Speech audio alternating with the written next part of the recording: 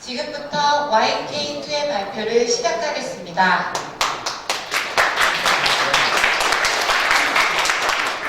YK2는 Y와 K 두 명이 함께한다는 의미입니다. 지금부터 저희의 프로젝트 놓치지 않을 거예요를 소개하겠습니다. 저희는 개요, 데이터 탐색, 데이터 정제, 모델링, 구매 예측 평가, 분석 내용 적용, 재현 순으로 발표를 진행하겠습니다. 저희 프로젝트 배경에 대해 말씀드리겠습니다. 저희는 제3회 L포인트 빅데이터 공모전에 참가하려고 하였지만 제약 조건에 걸려서 최종적으로는 공모전에 제출하지 못하였습니다. 하지만 저희는 기업 내부 데이터를 실제로 분석한다는 것이 의미가 있다고 생각하여 2016년 1월 구매 상품을 예측하는 공모전의 주제였던 내용을 가지고 군집 분석과 연관 분석을 하여 고객 맞춤 상품 예측 및 추천을 하게 되었습니다. 2014년, 2015년 2년의 데이터로 저희는 데이터 분석을 위해 내부 데이터와 외부 데이터를 사용하였습니다. L포인트에서 받은 데이터는 내부 데이터로 활용하였습니다. 저희가 받은 데이터는 2014년에서 2015년 2년간의 데이터로 총 6개로 나누어져 있었습니다.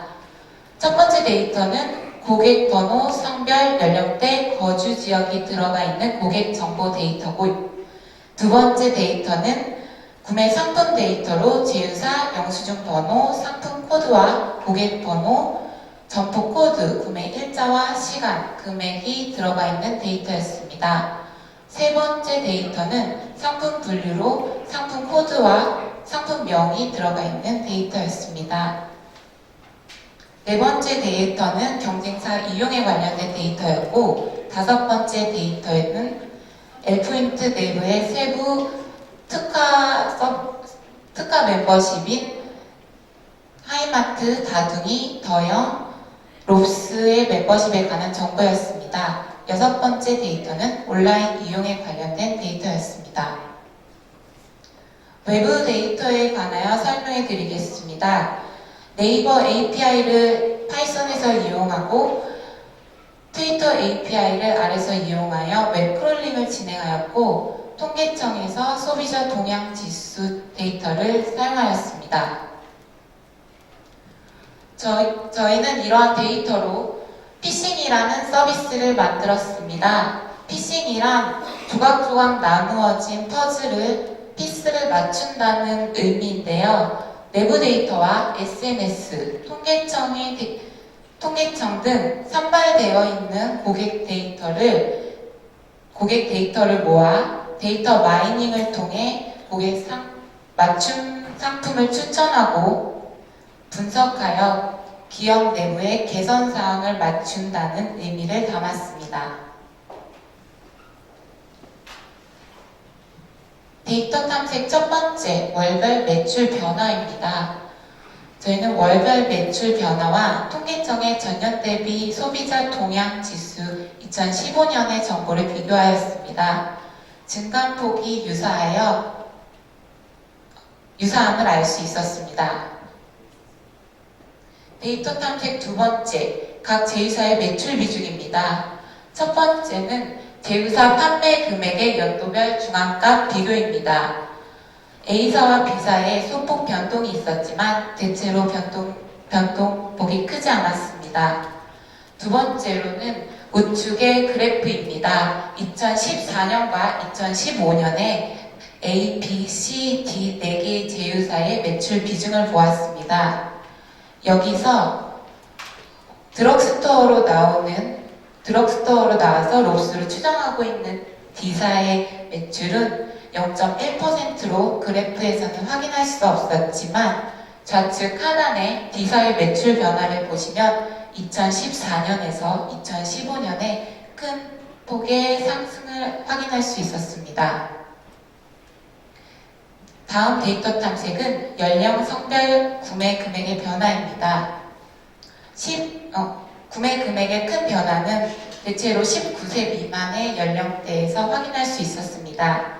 특히 19세 미만의 남자는 구매 금액의 변화가 굉장히 컸는데요. 저희는 이것을 2015년부터 시작된 편의점 열풍의 영향으로 추정하고 있습니다. 다음은 연령, 성별 많이 사는 물건을 탐색하였습니다.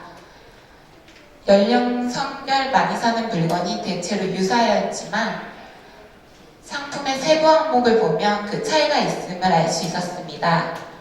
같은 유제품을 사더라도 19세 미만 20대 남성은 주로 우유를 구매하였고 40대 이상의 연령대에서는 각종 유제품과 어린이 요거트 제품을 sam을 알 수 있었습니다.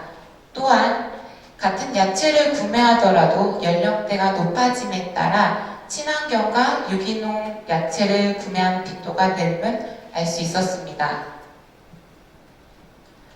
활용 변수 탐색으로는 상관 분석을 실시하였습니다.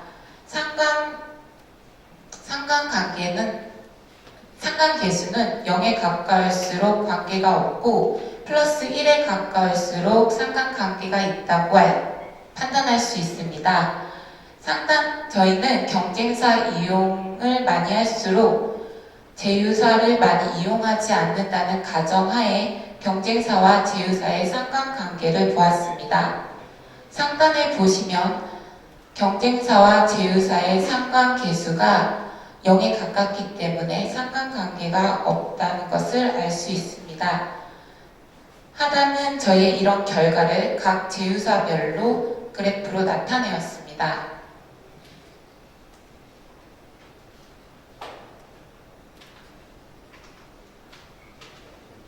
두 번째 활용 변수 탐색은 포인트 카드입니다. L포인트의 특화 멤버십인 하이마트를 소지한 고객은 4,418명, 더 0은 642명, 다둥이는 2,009명, 롭스는 387명으로 전체 19,383명 중 6,498명으로 특화 멤버십을 소지한 고객이 전체의 33.5%이기 때문에 전체의 특성을 확인할 수 없다고 판단하였습니다. 하지만 각 특화 멤버십별 하이마트는 주로 식료품, 더 0은 유제품, 다둥이는 친환경 야채나 유아용품, 롭스는 주류나 화장품을 구매하는 특성이 있음을 알 수 있었습니다. 분석용 데이터 테이블 정지에 대해 말씀드리겠습니다. 군집화란 고객의 특성을 분류하는 분석 방법입니다. 저희는 총 2번의 군집화로 첫 번째는 선호하는 제휴사별로, 두 번째는 1차 군집된 내용에서 상품 구매 빈도수로 진행하였습니다. 군집용 테이블 1번을 보시면 고객별로 제휴사 이용 횟수를 백분율로 변경하고 선호하는 제휴사에 따라 군집화를 진행하였습니다. 군집의 개수는 아래 스트릿 차트로 확인할 수 있습니다. 그 결과 군집 결과 그래프 1번을 보시면 선호하는 제휴사에 따라 4개의 군집화가 되었음을 확인할 수 있습니다. A 제휴사를 주로 이용하는 빨간색 선으로 이루어진 군집과 B, D, B, C 그리고 제휴사를 두루 이용하는 군집으로 이루어져 있습니다. 두 번째 4개로 이루어진 1차 군집에서 상품 구매 빈도로 나타낸 테이블입니다. 이 테이블을 백분율로 변경하여 2차 군집화를 진행하였습니다. 이것은 A 제휴사를 많이 이용하는 고객의 군집 그래프입니다. 주로 구매하는 상품인 캐주얼, 가공식품, 음료 등에 따른 총 4개의 2차 군집이 나눠졌습니다. 두 번의 군집화로 다음과 같이 15개의 소비자 유형으로 분류할 수 있었습니다. 소비자 유형에 해당하는 고객들이 주로 구매하는 상품의 특징은 이와 같습니다. 저희는 2014년과 2015년 각각 군집화를 진행하였고 그 결과 72%의 고객이 자신의 소비자 유형을 유지하는 것을 확인할 수 있었습니다. 우측의 테이블을 보시면 많은 고객이 2014년 자신의 소비자 유형을 2015년에도 유지하는 것을 보실 수 있습니다. 다음으로 각 소비자 유형에서 연간 분석을 진행하여 추천 상품을 선정하였습니다. 연간 분석은 흔히 장바구니 분석으로 불리며 월마트 구매 고객 중 목요일에 맥주를 구매하는 고객은 기저귀를 함께 산다는 분석입니다. 연간 분석을 위해 보시는 화면 하단에 연간 분석을 위한 테이블을 작성하였습니다. 이 화면은 M2 소비자 유형의 연간 분석 결과입니다. 연간 분석의 측정값 중 신뢰도, 지지도, 향상도가 있는데 이 중에서 가장 중요하게 보는 것이 향상도인 리프트입니다. 리프트는 1 이상일 때 연관성이 있다고 하며 장바구니 분석에서 가장 중요한 척도입니다. 왼쪽에 있는 상품을 구매하면 오른쪽에 있는 상품을 함께 구매한다는 이론입니다.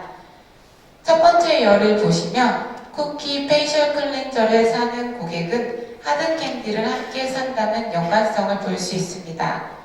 저희는 M2 소비자 유형의 고객들에게 쿠키, 하드캔디, 일반 스낵, 페이셜 클렌저, 페이셜 팩류를 추천하였습니다.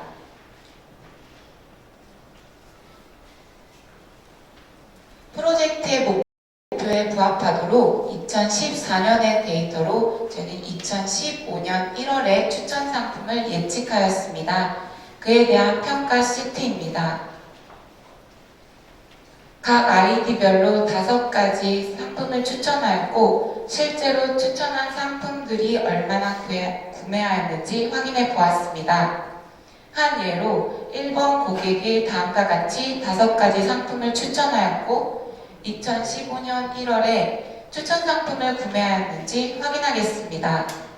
하단에 기재된 내용이 1번 고객이 2015년 1월에 구매한 상품 목록입니다. 하나씩 확인해 보겠습니다. 일반 가공식품, 채소, 첨가, 유제품, 농산가공. 1번 소비자는 저희가 추천한 5가지 상품을 모두 구매하였습니다. 앞에 보시는 화면은 저희는 연간 분석을 통해 추천한 5가지의 상품 중 5개, 4개, 3개, 2개, 1개, 0개를 구매한 고객의 수입니다.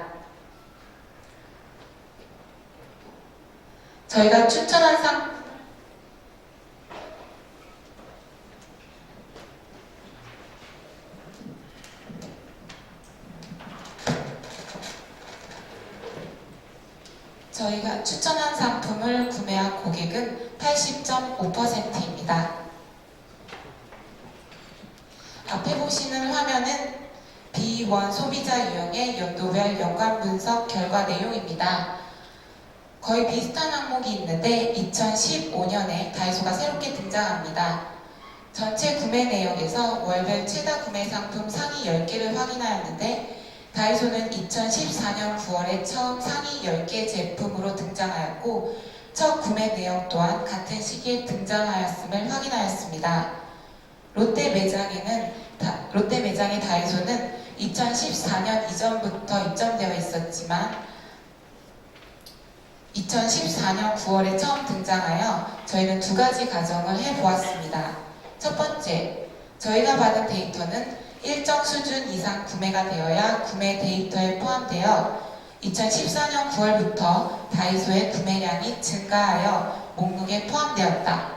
두 번째, 다이소 항목이 L포인트 적립 목록에 2014년 9월 이후에 포함되었다. 이것을 확인하기 위하여 다이소에 대한 관심도를 확인해 보았습니다.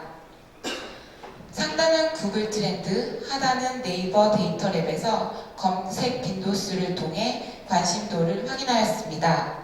그 결과 2014년 9월 이후로 현재까지 꾸준히 다이소에 대한 관심도가 증가하였음을 확인하였고 저희의 첫 번째 가정인 구매량 증가로 목록에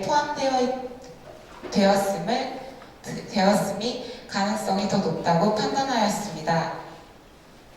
저희가 받은 데이터는 다이소의 상품이 세분화되어 있지 않고 다이소라고만 되어 있어서 세부 항목과 다이소에 대한 관심도가 높아진 이유가 무엇인지 알기 위해 크롤링을 진행하였고 거기에서 노출된 빈도가 많은 상품들을 확인할 수 있었습니다.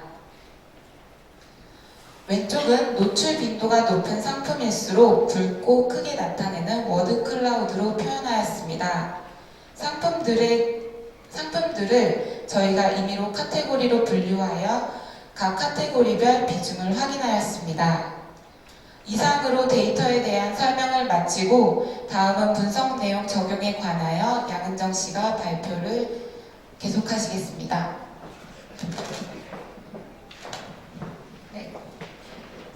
네, 계속해서 분석 내용 적용에 대해서 말씀드리겠습니다. 네, 앞에 보시는 화면은 저희가 다이소 관련 내용을 트위터를 통해서 크롤링한 내용이고요. 최다 노출 빈도수가 나온 상위 판매 4가지 상품입니다. 왼쪽에 첫 번째부터 보풀 제거기, 똥퍼프, 마스킹 테이프, 정리함 이 순으로 가장 많이 노출이 되었는데요. 일단 보시면 보풀 제거기 같은 경우는 건전지, 그리고 만족, 가성비, 그리고 유닉스 이런 단어들을 확인해 보실 수 있습니다. 이 내용은 다이소의 보풀 제거기는 건전지를 사용하는 반면에 유닉스는 충전식이라서 그 두 가지 상품이 많이 비교된다는 결과를 얻을 수 있었고요. 하단에 보시는 마스킹 테이프 같은 경우는 사야겠다, 그리고 없다 라는 단어를 확인해 보실 수 있습니다. 이것은 고객이 이 상품을 구매하러 갔는데 물건이 없어서 구매를 못했다라는 내용을 담고 있었습니다.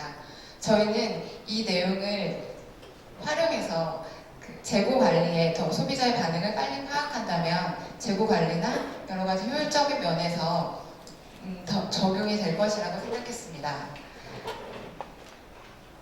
그래서 소비자의 반응을 미리 파악하여 재고 관리를 했다면 판매 증진에 더 효율적일 것이고 기업 내부의 판매량만을 기준으로 하는 것보다 실시간으로 SNS 등의 외부 데이터를 활용하면 재고 관리와 세일 상품 선정 등의 이벤트를 준비할 때도 더 효율적이라고 예상되고 추천 상품 예측에도 더 높은 정확도를 제공할 수 있을 것이라고 생각했습니다. 두 번째로는 지역 특화입니다. 오른쪽에 보시는 그래프는 서울 지역에 있는 1인당 판매 매출 금액이 가장 높은 두 군데와 하위 두 군데입니다. 서울 지역 같은 경우는 편차가 굉장히 컸기 때문에 이렇게 4가지로 구분을 했고요. 이것을 통해서 저희는 지역마다 판매되는 상품들이 많이 다를 것이라고 예상했습니다. 오른쪽을 보시면 종로와 강남 지역에서는 수입식품과 유기농 채소 그리고 첨가에 대한 판매가 높았고 성동과 강서에서는 봉지라면과 일반 스낵에 대한 판매가 높았습니다. 네, 좀 씁쓸한 결과인데요. 그래서 이 결과를 토대로 저희는 같은 지역에서는 같은 룰이 적용되어야 된다고 생각했고 주력해야 되는 상품과 상품의 배치도 또한 달라져야 된다고 생각했습니다. 이를 기반으로 가까운 곳에 위치해 있는 다이소 매장을 방문해 보았습니다. 네, 다이소 A 매장과 다이소 B 매장인데요. 저희는 이 두 군데에서 판매 1위였던 보풀 제거기와 똥퍼프를 찾아보았습니다. 다이소 A 매장에서 똥퍼프를 찾아보았는데 저희가 찾기 힘들어서 직원에게 다시 물어보았고 그곳은 바로 여기에 위치해 있었습니다. 옆에는 비연간 상품 매대에 같이 진열되어 있었고요.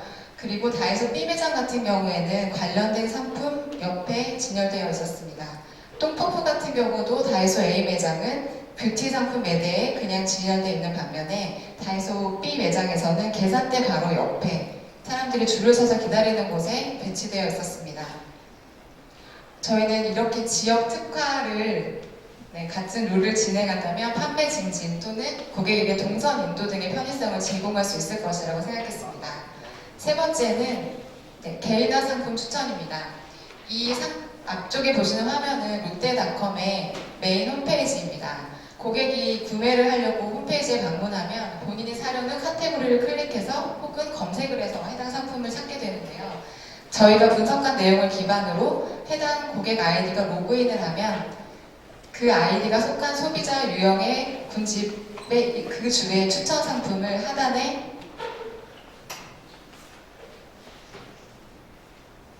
이렇게 노출시켜 준다면 고객은 굳이 카테고리를 클릭하지 않아도 되고 또 소비는 더 집중적으로 일어날 것이라고 판단했습니다. 네 번째로는 포인트 카드 효용 가치에 대해서 생각해 보았습니다.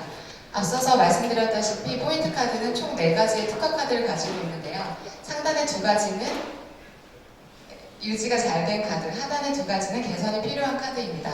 다도인 카드 같은 경우는 전체 카드 소지자 중에 관련된 상품을 사는 고객들이 총 2,009명 중 2,008명이었고 롭스 같은 경우에는 전체 카드 소지자 387명 중에 2014년 대비 2015년도에 증가됨을 확인할 수 있습니다.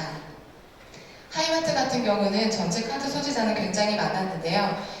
하이마트 카드를 만들 때 일회성으로 많이 만들어지는 경우도 있고 또 전자제품 같은 경우는 자주 구매가 일어나지 않기 때문에 다른 마케팅으로의 다른 접근이 필요하다고 판단했습니다. 또한 더형카드 같은 경우는 더형카드가 속한 상품을 구매하는 군집에 속한 사람들이 전체 642명 중에 2014년도에 61명, 2015년도에 45명으로 더 감소함을 볼 수 있습니다. 그래서 카드 혜택들의 개선이 더 필요하다고 생각되어졌습니다.